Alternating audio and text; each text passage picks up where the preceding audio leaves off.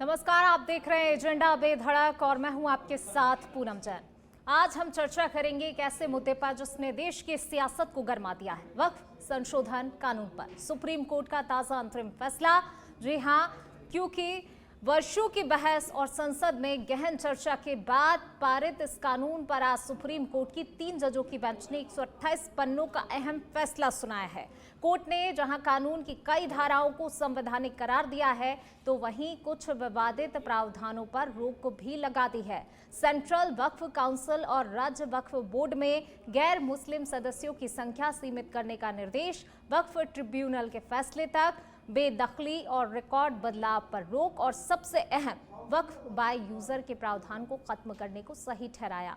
Court ने साफ कहा कि वक्फ वही कर सकता है जो संपत्ति का मालिक हो और सरकारी जमीन, संरक्षित धरोहर या ट्राइबल इलाकों को वक्फ घोषित नहीं किया जा सकता। लेकिन इस फैसले ने सियासी गलियारों में हलचल मचा दी है। सरकार इसे दुष्प्रचार के खिलाफ सत्य की जीत बता रही है, तो याचिकाकर्ता इसे कलेक्टर राज और सदस्यता विवाद पर राहत के तौर पर देख रहे हैं। सवाल ये है कि क्या ये फैसला वक्फ कानून को लेकर चल रही संवैधानिक बहस को नई दिशा देगा या फिर ये और नए विवादों को जन्म देगा। और चलिए, तमाम मेहमान भी हमारे साथ मौजूद हैं इस चर्चा के लिए। उनका परिचय सबसे पहले आपसे करा देती हूँ। बीजेपी से सुमित श्रीमाल जी हमारे साथ जुड़ गए हैं। सुमित जी, बहुत स्वागत आपका। कांग्रेस से अपना पक्ष रखने के लिए राजकुमार शर्मा जी हमारे साथ जुड़ गए हैं। राजकुमार जी, आपका भी बहुत स्वागत। मुस्लिम स्कॉलर हमारे साथ जुड़े हुए हैं रमजान चौधरी, सर आपका बहुत स्वागत। और साथ ही अधिवक्ता अक्षय दत्त शर्मा जी हमारे साथ जुड़े हुए हैं, सर आपका भी बहुत स्वागत। सबसे पहले रमजान जी, मैं आप ही के पास आना चाहूंगी। देखिए, कहीं ना कहीं मुस्लिम पक्ष की जो दलीलें थी उन सभी को कहीं ना कहीं माना गया है। कैसे देखते हैं इस फैसले को कोर्ट के? जी बिल्कुल, जो आज सुप्रीम कोर्ट ने फैसला किया है वक्फ संशोधन एक्ट के ऊपर, मैं कहीं हद तक उसका स्वागत करता हूं, क्योंकि कुछ जो असंवैधानिक प्रावधान थे इस बिल में, खास तौर पर किसी कलेक्टर को पावर दे देना या 5 साल की मुस्लिम प्रैक्टिस का ये इस तरह से वो करना, मतलब ये, और एक सदस्यता के ऊपर जो भी हुआ है, और जिस तरह से 4-5 चीजें बदली हैं और उन पर रोक लगाई है, मैं समझता हूं कि काफी हद तक सुप्रीम कोर्ट ने इसमें न्याय करने की कोशिश की। हालांकि पूरी तरह से बिल्कुल नहीं रोका गया है, लेकिन कुछ चीजें बिल में अच्छी भी थी। ऐसा नहीं कि सब कुछ बुरा था, लेकिन कुछ चीजें ऐसी थी जो संवैधानिक तरीके से उन पर सवाल खड़े हो रहे थे। और चूंकि सरकार का कलेक्टर और सरकार की जमीन, और अगर उसी पे कोई फरियाद लेकर जा रहा है तो वो एक नेचुरल न्याय के खिलाफ था। उस पर खास तौर पर जो रोक लगाई है, मैं समझता हूं कि इसका स्वागत होना चाहिए। बिल्कुल स्वागत योग्य फैसला आप बता रहे हैं। अक्षय जी, उन बिंदुओं को लेकर आपसे समझना चाहूंगी जिसको लेकर जो है पूरे कानून पर रोक नहीं है, लेकिन कुछ प्रावधान जिनको ध्यान में रखा गया है, स्टिक किया गया है। आप उन महत्वपूर्ण बिंदुओं को, जरा उन पहलुओं को समझाइए। जी जी हाँ। सबसे पहले तो मैं ये कहना चाहूंगा कि सुप्रीम कोर्ट के इस आदेश का मैं बहुत स्वागत करता हूँ। इसमें जो अमेंडमेंट एक्ट के प्रोविजंस थे जो चैलेंज किए थे, सबसे पहला प्रोविजन तो sub section 9A of section 9, जिसमें ये कहा गया था कि 5 साल इस्लाम की प्रैक्टिस कर सकता है, उसी को सुप्रीम कोर्ट ने स्टे किया है। उसमें ये कहा गया है कि जब तक, इसके लिए अभी तक स्टे है, लेकिन सरकार को इसमें डायरेक्शन दिए कि जब तक कोई स्पेसिफिक रूल्स इसमें फ्रेम नहीं किए जाते, तब तक ये 5 साल की प्रैक्टिस वाला प्रोविजन स्टे रहेगा। दूसरा, जो ऑनरेबल सुप्रीम कोर्ट ने सबसेक्शन 9B ऑफ सेक्शन 4 है, जिसमें ये क्लॉज था कि वक्फ बाय यूजर, उसको चैलेंज किया गया था। उसको सरकार, ऑनरेबल सुप्रीम कोर्ट ने आर्बिट्रेरी नहीं माना है। उसमें ये कहा है कि जब आप ओरिजिनल वक्फ एक्ट के प्रॉपर्टी रजिस्ट्रेशन के लिए वक्फ की कॉपी अपने डॉक्यूमेंट के साथ लगानी जरूरी नहीं थी उस टाइम पे। इस अमेंडमेंट में ये कहा गया है कि हाँ, किसी भी व्यक्ति को, अगर आप 30 साल से रजिस्ट्रेशन के लिए अप्लाई नहीं कर रहे हैं, तो आप खुद अपने राइट्स पे स्लीप कर रहे हैं, you are sleeping over your rights, तो प्रॉपर्टी का, जो सरकारी वक्फ की प्रॉपर्टी है, उसका मिसयूज जितना हो रहा है, उसको देखते हुए ऑनरेबल सुप्रीम कोर्ट ने कहा कि ये अमेंडमेंट आर्बिट्रेरी नहीं है। जो भी आपके प्रॉपर्टी रजिस्ट्रेशन डॉक्यूमेंट्स है वो आपको पेश करने पड़ेंगे इसके सिलसिले में। चौथा, जो सेक्शन 5 था, रॉन्गफुल डिक्लेरेशन ऑफ वक्फ, जो पुराने एक्ट में सेक्शन 3 था कि कोई भी सरकारी संपत्ति जो वक्फ के तौर पे डिक्लेयर की गई है वो वक्फ की प्रॉपर्टी नहीं होगी। तो इसमें ऑनरेबल सुप्रीम कोर्ट ने कहा कि प्रॉपर्टी वक्फ की है या नहीं इसका निर्धारण ट्रिब्यूनल करेगी, जिसके लिए सरकार ने ट्रिब्यूनल कॉन्स्टिट्यूट किया है। और अगर आप उस ट्रिब्यूनल के आदेश से भी व्यथित हैं तो उसकी अपील आप हाईकोर्ट में कर सकते हैं। तो कोई भी प्रॉपर्टी अगर वक्फ की नहीं है या डिक्लेयर कर दी गई है, उससे अगर आपको कोई परेशानी है तो आप उसको ट्रिब्यूनल में चैलेंज कीजिए। तीसरा जो इम्पोर्टेंट ये था कि monuments section 5 declaration of protected monuments, इसमें ये था कि जितनी भी पुराने मॉन्यूमेंट्स थे जो सरकारी संपत्ति थी जिनमें वक्फ के तौर पे उन्होंने अपनी संपत्ति मान ली थी, उसको सरकार ऑनरेबल सुप्रीम कोर्ट ने आर्बिट्ररी घोषित किया है। उसमें ये कहा है कि मॉन्यूमेंट सिटीजन का राइट है और वो रिलीजन प्रैक्टिस करने की जगह है, तो उसको किसी भी एक पर्टिकुलर एक्ट के अंदर आप अपने अंडर नहीं ले सकते हैं।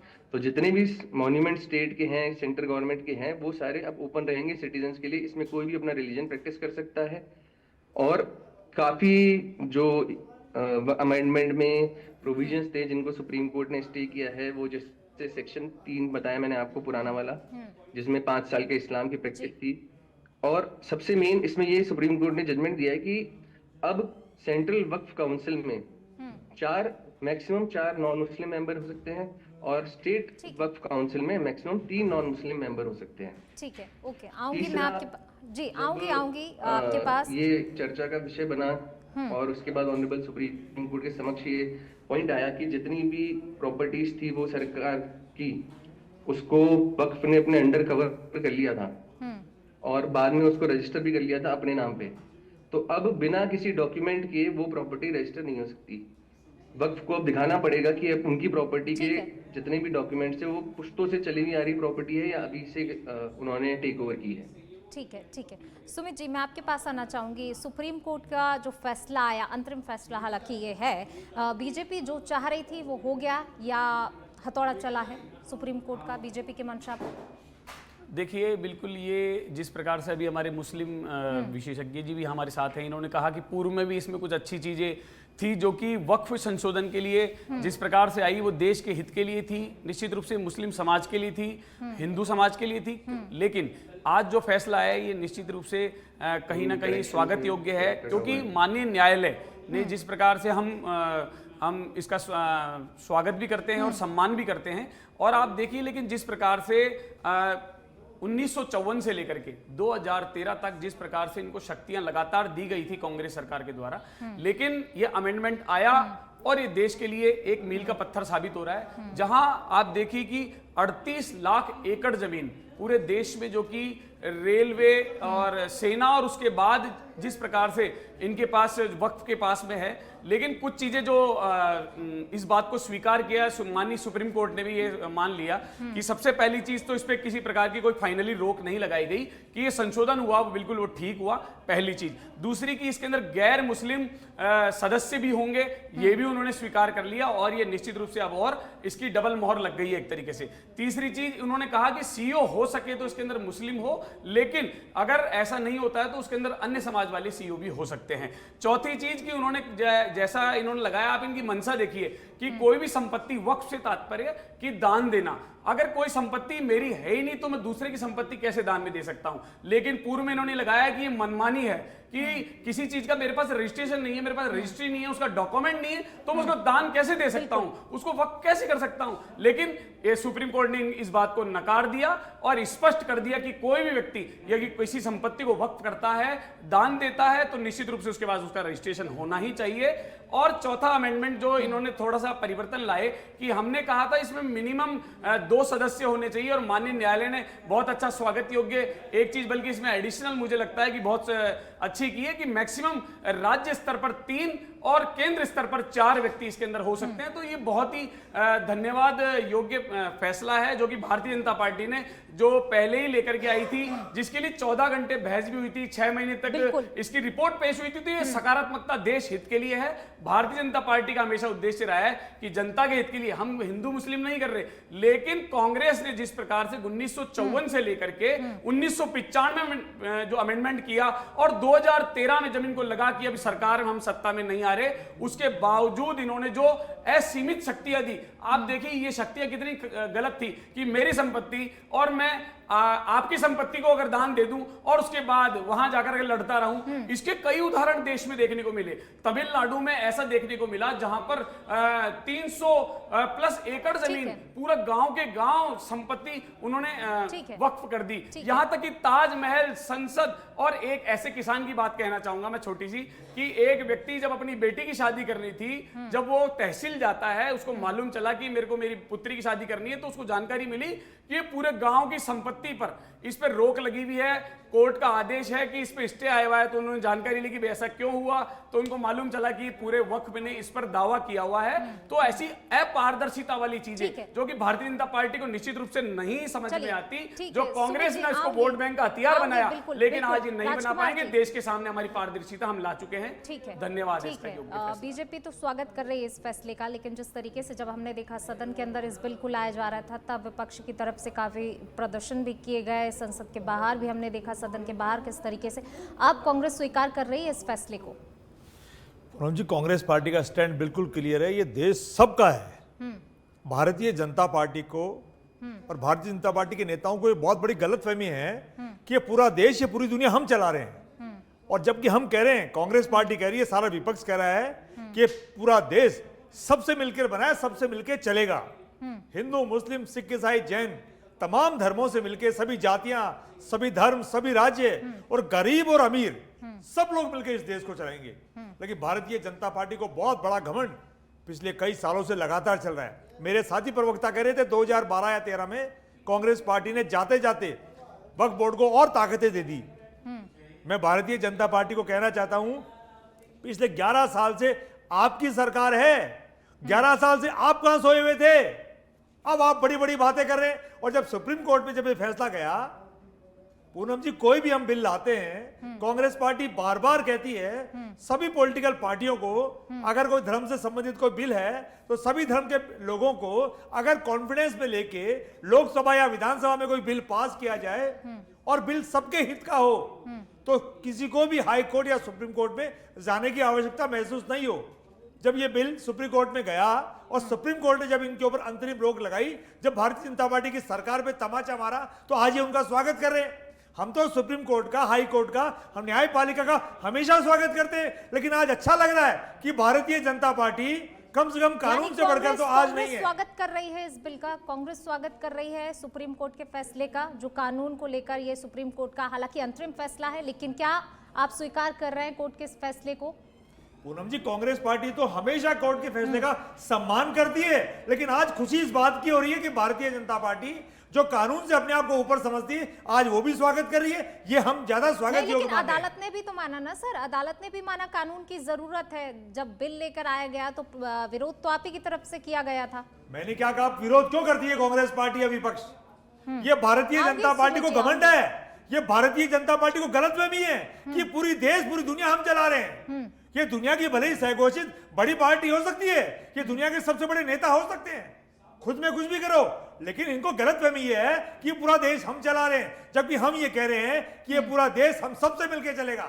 श्री माली का भी योगदान होगा, तो पूनम जी का भी योगदान होगा, तो राजकुमार का भी योगदान होगा, तो सतबीर का भी योगदान होगा।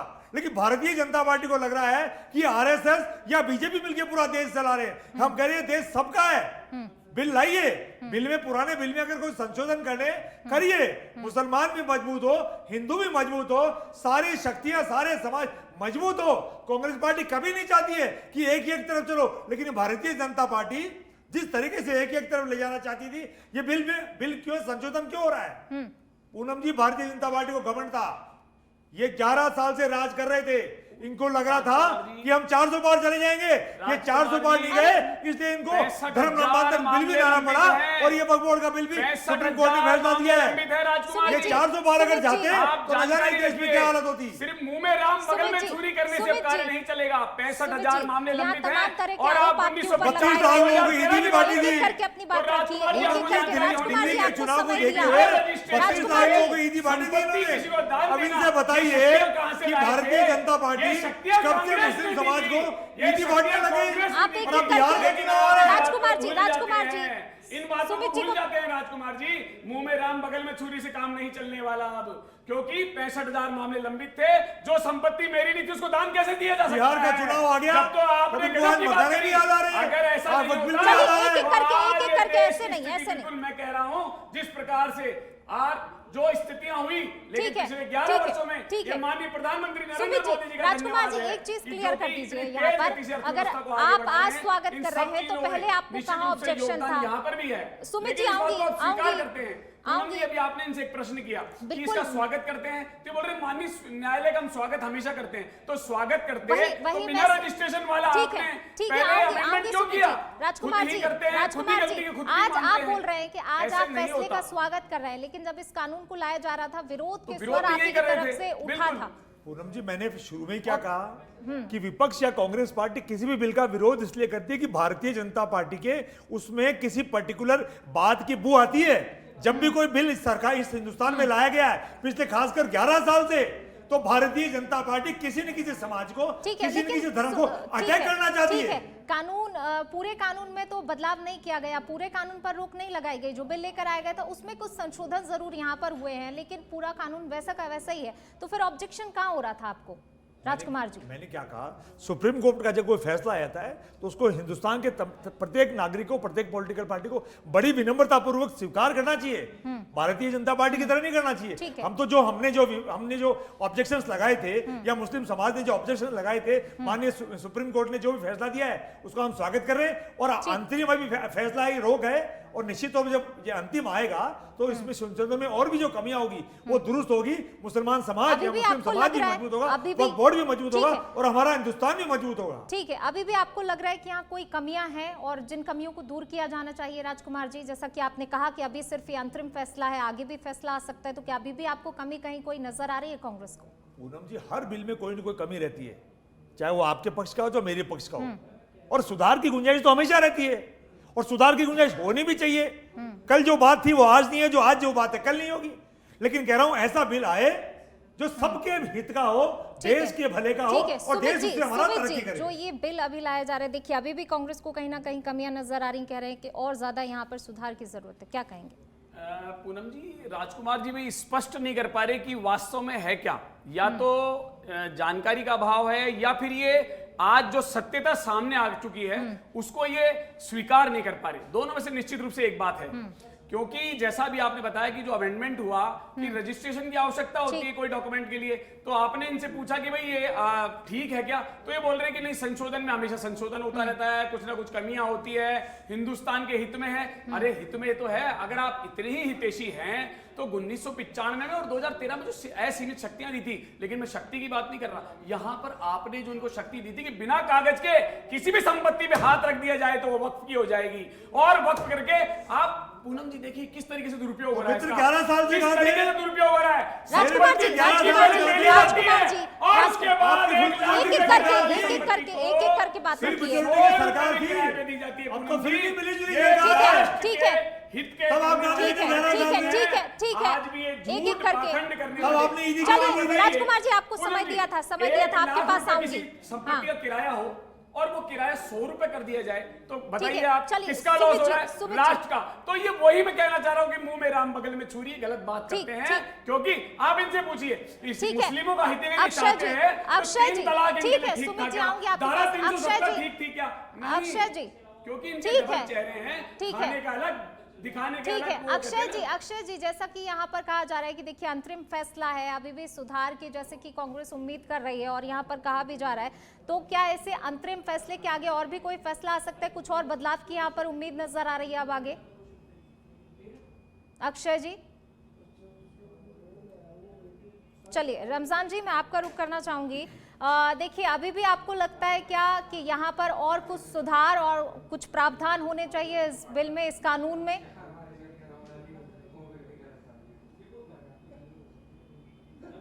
चलिए रमजान जी भी शायद हमारे साथ।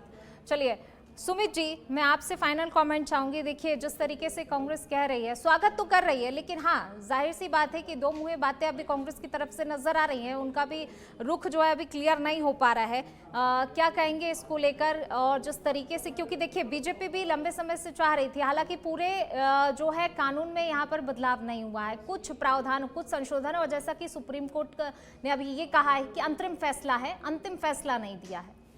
देखिए जिस प्रकार से सुप्रीम कोर्ट ने कहा कि इस कानून पे किसी प्रकार की रोक नहीं होगी, तो वो रोक नहीं है जो कि देश के हित के लिए है। यहाँ पर गैर मुस्लिम इसके अंदर सदस्य होंगे, वो भी निश्चित कर दिया उन्होंने ये भी कहा कि जो इसके सीईओ होंगे वो भी गैर मुस्लिम, कोशिश करिए कि मुस्लिम हो, लेकिन ऐसा कंफर्म नहीं है। चौथी चीज की रजिस्ट्रेशन अनिवार्य कर दिया है, तो पारदर्शिता बहुत ज्यादा बढ़ चुकी है। इसके अलावा कलेक्टर की जो परमिशन की बात की जाए, तो मैं कहना चाहूंगा जब वहां पर गैर मुस्लिम सदस्य होंगे तो निश्चित रूप से जब रिपोर्ट्स बनेगी तो वहां तक वो गलतियां पहुंच ही नहीं पाएगी। लेकिन राजनीतिक दृष्टिकोण से मैं कहना चाहूंगा कि ये मुंह दबे मुंह से इसका स्वागत कर रही है। रोकना चाहूंगी, हमारे पास समय की कमी है। अक्षय जी बिल्कुल संक्षिप्त में आपका एक फाइनल कमेंट चाहूंगी। देखिए अंतरिम फैसला कहा जा रहा है, इससे क्या आगे भी और कोई संशोधन हो सकते हैं? चलिए रमजान जी, फाइनल कमेंट चाहूंगी आपका। जिस तरीके से अभी कहा जा रहा है, देखिए कुछ संशोधन हुए हैं, पूरे कानून पर रोक नहीं लगी है, कुछ बदलाव यहाँ पर हुए हैं। अब आगे भी क्या आप चाहते हैं कि कुछ और संशोधन होने चाहिए, कुछ इस कानून में बदलाव की आवश्यकता अभी भी आप महसूस करते हैं? रमजान जी चलिए राजकुमार जी, आपका फाइनल कमेंट चाहूंगी। देखिए कांग्रेस कहीं ना कहीं दो मुही बातें करती हुई नजर आ रही है। एक तरफ आप कह रहे हैं आप स्वागत कर रहे हैं, दूसरी तरफ कह रहे हैं कुछ अभी भी कमियां हैं जिनमें संशोधन की जो है आपको लगता है कि गुंजाइश होनी चाहिए। पूनम जी, कांग्रेस पार्टी नहीं कह रही है, अंतरिम रोक माननीय सुप्रीम कोर्ट ने लगाई है, अंतिम रोक नहीं लगाई है। हो सकता है माननीय न्यायालय को कुछ और कमियां नजर आ रही हो, जिसका आने वाले समय में कोई और सुधार किया जाए, और सुधार होता है तो अच्छी बात है। कांग्रेस पार्टी सुप्रीम कोर्ट का जो फैसला हुआ है उसका स्वागत करती है, और हम तो बड़ी विनम्रता पूर्वक कहते हैं कि हिंदुस्तान में जितने भी बिल भविष्य में आए या जो पहले आए हैं वो सबके हित के होने चाहिए, सबका भला होना चाहिए, और सबके भले से पहले देश का भला होना चाहिए। और जब देश का भला होगा तो कांग्रेस पार्टी का ऑटोमेटिक भला होगा। कांग्रेस पार्टी तो हमेशा चाहती है हमारा देश तरक्की करे, हमारे देश में सभी जाति सभी धर्म तरक्की करे, लेकिन भारतीय जनता पार्टी किस तरीके से करती है, आज इनको मखाने याद आ रहे हैं बिहार के अंदर। ठीक है, चलिए आप सभी मेहमानों का शुक्रिया इस चर्चा में शामिल होने के लिए। तो देखिए कोर्ट का आज ये अंतरिम फैसला आया, हालांकि अंतिम फैसला नहीं है, लेकिन इसके बाद भी कहा जा रहा है कि अगर कहीं कोई सुधार की गुंजाइश और लगता है तो वो भी हो सकता है भविष्य में देखने को मिले। फिलहाल मुझे दीजिए इजाजत, आप देखते रहिए सच पे धड़क। नमस्कार।